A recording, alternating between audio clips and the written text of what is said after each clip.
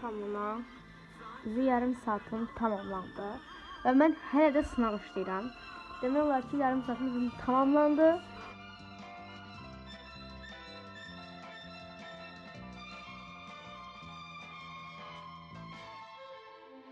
Mavi gözünde ulduzlar yatar, birce bakışla günü oyadar. Gel bakışınla baharı qaytar, quşlar qayıtsın, qoy qatar qatar. Qulaq as sözümə,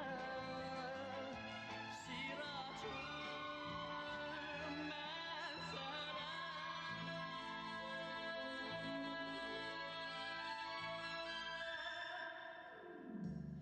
Baxdın sən. Ben ne dedim? Başım bir saatim yeter, 20 saat sınavım.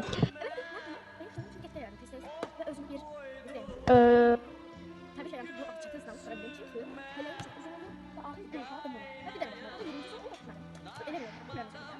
Ben bu tabii ki ben de asıl alanı dokuyum. Benim için öyle bir şey yapmıştım. Bir de üçüncü daha. Benim de onu tutacağım. Ondan sonra geçeceğim alanda testlemeye. Ve de derslerine. Belki derslerleyeceğim. Ondan sonra tutacağım. Uzun yukarıda ya.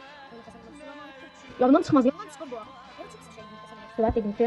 Yine sefer geçen Deməli dostlar, mən yavaşdan ölürəm və ölümü izləyəm.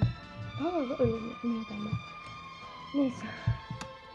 İş vərəqə çox tutardım. Belədir. Bilmirəm. Amma iş vərəqə 2 idim.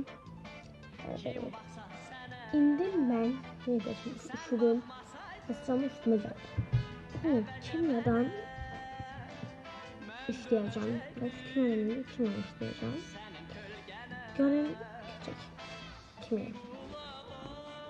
Nasıl bir şeyden bu riyaziyetin kimya işlemi çok ağırdı. Belki bir saatimiz kaldı. Yarım bir saat okumuşam ders ve yarım saatimiz qalıb. Ben sınava işledim. Bir tane boşuma çıktı. Ondan önce indi müəllimə dedim ki, izah eləsin. Belə. Onu keçirəm. Keçirəm. Gəlin başlayaq.